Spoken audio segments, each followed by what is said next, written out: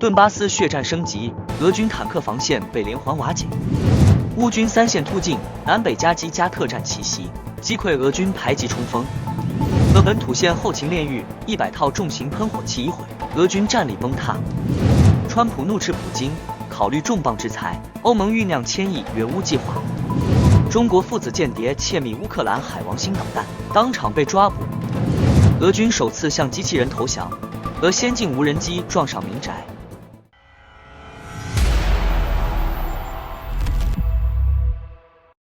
首先关注下乌克兰东部战场的情况。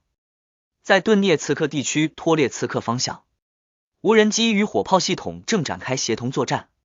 锁定并持续打击一批正试图向乌军阵地推进的俄军坦克。这些坦克在行进途中陷入困境，成为乌军重点打击目标。无人机实时传回画面，火炮迅速响应进行覆盖式轰炸，构成了一场典型的查打一体式打击，重创了敌方地面突击力量。近期顿涅茨克战线的俄军南部集团军出动一支摩托化步兵师，在库拉霍沃市方向部署 BM-21冰雹多管火箭炮系统，试图阻击乌军推进。但这套经典的苏式火力平台很快成为乌军反击的目标，在一次精确打击中被彻底摧毁，现场爆炸场面震撼。BM-21冰雹是苏联时期研制的122毫米多管火箭炮，拥有40根发射管，能在短时间内对大面积区域实施覆盖式打击。在过去的数次战斗中，该武器系统被俄军频繁用于压制乌军集结区，尤其在阿夫杰耶夫卡等前线阵地构成巨大威胁。与此同时，第37海军陆战旅也在东部战线继续发起强力攻势。该旅部队利用高机动性与精准打击武器，持续破坏俄军阵地与防线。多次战斗中，第37旅成功摧毁了俄军的弹药库、临时指挥点以及数辆装甲车辆，为乌军整体推进赢得了战术空间。另外，布莱特巴恩 3.0 行动尤为引人关注。据报道，一辆配备了几乎所有简易防护系统的俄罗斯 T-72B3M 坦克，在乌克兰 FPV 无人机的连续5次精准打击下遭受重创。随后，这辆坦克触发了反坦克地雷，严重受损，最终失去行动能力。这说明即使配备先进防护，俄军传统重型装备依然难以抵挡现代无人机灵活机动的骚扰和地雷的毁灭性打击，暴露了其防御体系在现代多维作战环境下的明显短板。空中力量方面，乌克兰空军也展开高强度打击。日前，一架米格29战斗机在东部战线执行打击任务时，对俄军据点精确投掷了4枚 GBU-39小直径制导炸弹。这种高精度炸弹具备良好的穿透力和低附带损伤能力，成功摧毁俄军设在阵地内的重要设施和防御工事。顿涅茨克至红军村一线的局势目前依然焦灼，俄军继续依赖滑翔炸弹压制乌军前沿阵地，尽管造成了一定战损，但始终无法突破乌军第2道防线，俄方仍未能在该方向形成战术纵深。托列茨克方向，俄军已控制迪利耶夫卡以西田野地带，部分乌军被迫调整阵地。而在战略重镇波克罗夫斯克方向，战局逐步趋于严峻。伊索有观察到，随着俄军在托列茨克至康斯坦丁诺夫卡一线攻势受阻，更多部队被调往红军村方向。有情报显示，俄军正扩大红军村东北方向的突出部，一旦形成合围态势，波克罗夫斯克有可能在短期内被包围，形势严峻。在辛帕夫利夫卡方向，双方围绕达奇涅村反复争夺。乌军在7月8日通过北侧突击撕开俄军防线，迫使俄军后退600米，形成小范围战术反攻效果。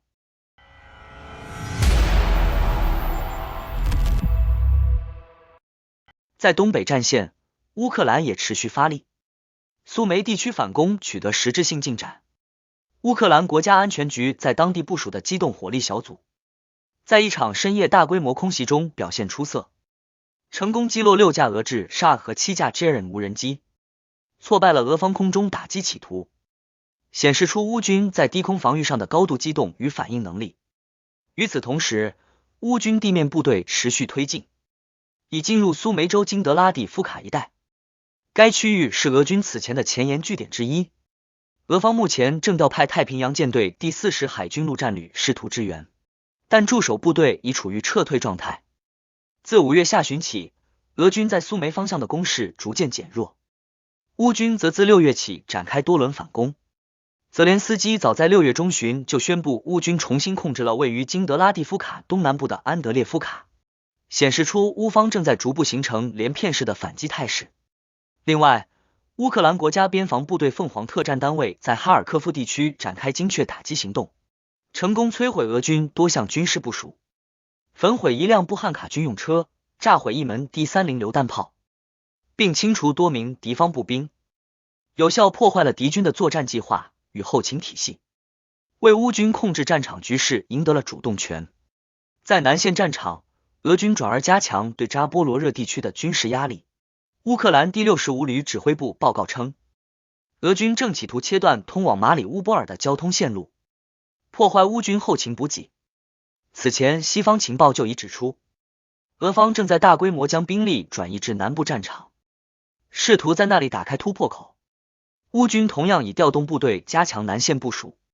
扎波罗热战场极可能成为接下来双方激烈交火的主要方向之一。多家军事媒体7月8日报道称，俄军在扎波罗热方向对乌军阵地发动大规模进攻，引发外界关注。然而，来自卫星侦察哨兵平台与战争研究所所发布的战况图像却揭示真相。这场所谓大规模攻势实为一场规模有限的小股步兵冲突，未取得任何实质进展。乌军第65旅发布视频显示，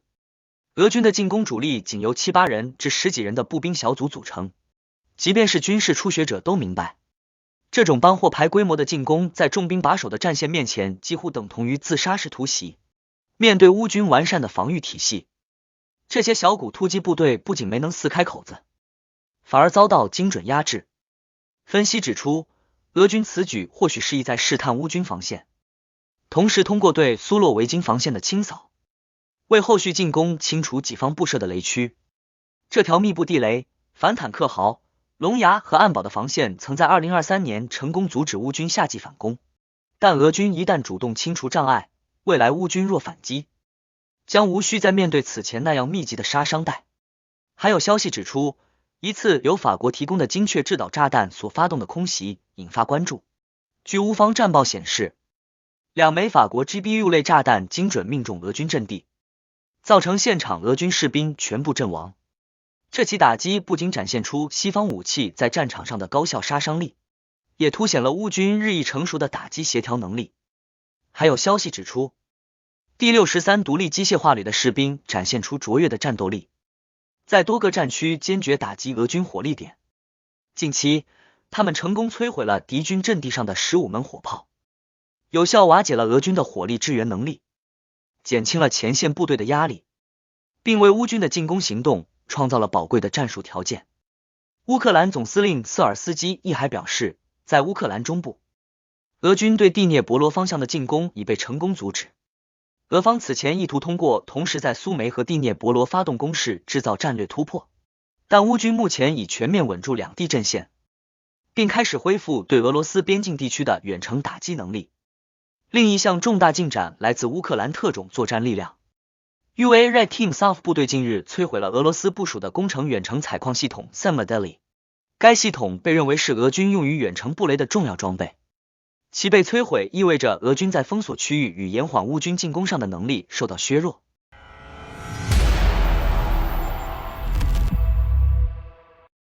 近日，俄罗斯境内也出现了紧急状况。俄罗斯大诺夫哥罗德郊区一座变电站突发火灾，当地居民称这是雷电天气引发的事故。火灾造成变电设备损毁，导致该镇部分区域电力中断。这一事件虽非战斗造成，却在敏感时期加剧了当地的不安情绪。后勤方面，俄罗斯布良斯克第1060后勤保障中心同样遭受重创。据基博博罗什诺报报道，6月24日至28日期间，该中心2次遭到袭击，3处关键设施被严重破坏。受损设施包括配备铁路坡道的机库、维修车间以及用于军事装备装在铁路平台的终端。多处建筑屋顶被拆除，致使后勤中心的运作效率大幅下降。严重影响了军事装备的维护与调运。这些破坏不仅削弱了俄军的后勤保障能力，还对其整体军事部署形成了沉重打击。俄罗斯南部的罗斯托夫31号奥斯卡亚街的一处大型仓库突发大火，火势蔓延极快，仅1个小时内就从2200平方米扩大至近1万平方米，升腾的黑烟在10公里外清晰可见。官方解释称火源源自家电起火，但也有说法指出该处为俄军储存服装等后勤物资的仓库。类似火灾不久前也曾发生在叶卡捷琳堡。与此同时，俄军重要的军工生产设施频繁遭受袭击，严重影响其武器装备的制造和维护能力。俄罗斯沙赫德无人机生产线近期成为重点打击目标。俄军总参谋部不得不承认，位于阿拉布加经济特区的多家关键工厂遭遇了连续打击，包括克拉斯诺阿尔米斯克的蒂涅博罗奥辛特巴扎尔特工厂、费克奈普克拉内基米工厂、名为库珀的机电厂、克拉斯诺扎沃茨克化工厂、切伯克萨雷地区的相关工厂以及费尼尔 Progress 研究所。此次多点袭击对俄方无人机及其他军工产品的生产造成了重大影响，显著削弱了其持续作战的物资保障能力，凸显出乌克兰对俄军后勤和工业链条精准而有力的打击策略。另外，据开源情报防御者报道，当地时间7月8日晚，库尔斯克地区雷尔斯克附近突发剧烈爆炸，多段现场视频显示，火光冲天，远处都能看见喷发的火球。目前爆炸的具体原因尚未明确，有传言称这是乌军袭击所致，但俄方称可能是拦截乌军导弹后的残骸误中地面目标。俄军装备的消耗也日益严峻。根据俄罗斯总参谋部的最新通报，自全面入侵乌克兰以来，俄军已损失约100套重型火焰喷射器系统，可见俄军在前线作战中承受的高强度消耗，装备损失不断累积，极大影响了其战场持续作战能力，迫使其不得不调整战术和补给策略。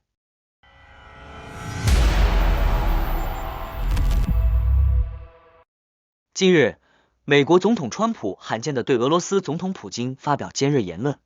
态度之强硬令人意外。他直言，普京跟我们说的全是废话，听着好听，实则毫无意义。他害死了不少士兵，既有他本国的，也有乌克兰的。他补充称，我们从普京那里得到的尽是无稽之谈。事实证明，这一切毫无意义。川普透露，自己正非常坚决地考虑对俄罗斯实施制裁，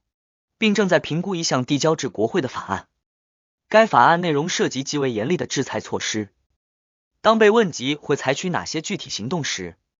川普笑称，我不会告诉你，就当是个小小的惊喜吧。他还强调，乌克兰人民的英勇表现令人敬佩，无论外界如何评价我们对乌克兰的援助，他们都表现得极为勇敢。这种带头冲锋的精神，我身边很多人都做不到。在这场已持续3年的俄乌战争中，美方对乌克兰的支持似乎再度升级。据华尔街日报报道，川普政府正考虑向乌克兰追加一套爱国者防空系统，这是他任内首次批准交付大型武器系统，标志性意义重大。目前美国已提供3套爱国者系统，德国也交付了3套，另有一个欧洲国家财团提供了1套，但由于维护问题，并非所有系统都能同时运作。另外，多家媒体报道称，欧盟正在酝酿在2028年至2034年的7年预算框架内设立一项高达1000亿欧元的基金，用于援助乌克兰。这一提案预计将于本月底由欧盟委员会正式提交，并在接下来的预算谈判中寻求成员国通过。若该提案获得通过，欧盟将自2028年起为乌克兰提供稳定、长期的财政支持。这不仅意味着欧盟不会在战争中放弃乌克兰，也显示出其将在地缘安全事务中承担更多责任。自俄乌全面战争爆发以来，欧盟已累计向乌克兰提供约1600亿欧元援助。此次提出的长期援助基金则标志着欧洲正转向制度化支持机制，为下一阶段的对抗与重建提前布局。不过，这一提议并非毫无阻力。匈牙利总理政治顾问巴拉兹欧尔班公开表示反对，批评欧洲不断为战争买单，强调与其提供债务与武器，不如构建一个更具竞争力的和平欧洲。鉴于匈牙利与斯洛伐克此前屡次阻止援乌计划，此次谈判或在面临分歧。尽管如此，欧洲主流舆论已基本达成共识，必须坚定援助乌克兰，阻止俄罗斯的扩张。法国总统马克龙7月8日在英国议会的演讲中强硬表态，欧洲永远不会抛弃乌克兰。每当俄罗斯军队在乌克兰推进，危险就离我们更近一步。他呼吁欧洲各国警惕强权政治的复苏，强调真理不在大炮射程之内，而在每个人的心中，赢得热烈掌声。与此同时，欧洲各国也在加紧战备部署。荷兰金融时报报道，鹿特丹港正在为北约预留专属军事码头，用于战时转运弹药，并制定了与俄罗斯战争爆发后的后勤通道。荷兰政府还呼吁欧盟储备石油、锂、橡胶等关键战略物资。德国更是进入全民防御状态。最新民调显示，61%的德国人认为战争可能蔓延至本土，超过1/3的人希望学习使用武器保护家园。不少家庭已在后院搭建简易避难所，社会战备化趋势愈发明显。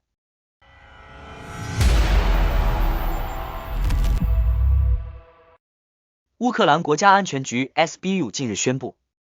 成功抓捕2名试图窃取海王星导弹关键技术的中国籍间谍。消息人士透露，被捕的2人是一对父子，他们涉嫌在乌克兰境内展开有组织的间谍活动，试图非法获取该国自主研发的 R360 海王星反舰导弹的核心资料。根据调查，父亲多次亲赴基辅，亲自操盘并协调儿子的间谍行动。其子为基辅某技术大学前学生，现年24岁，早在2023年因成绩不佳已被开除，但仍留在乌克兰继续活动。他们曾试图招募一名掌握海王星导弹研发权限的乌克兰技术人员，企图通过其获取关键技术文件。然而，在接头并准备交换材料时，被乌克兰情报部门当场抓获。乌方表示，2人被控非法收集与试图向境外输出涉密军事文件，最高可面临15年监禁，并将被没收全部财产。乌方还公布了这对父子的部分照片。目前案件即将进入审讯程序。海王星导弹是乌克兰自主研发的高性能反舰武器，自俄乌战争爆发以来，该导弹屡次在战场上发挥关键作用。最著名的一次行动发生在2022年4月，乌军使用2枚海王星导弹击沉了俄罗斯黑海舰队旗舰莫斯科号，引发国际震动。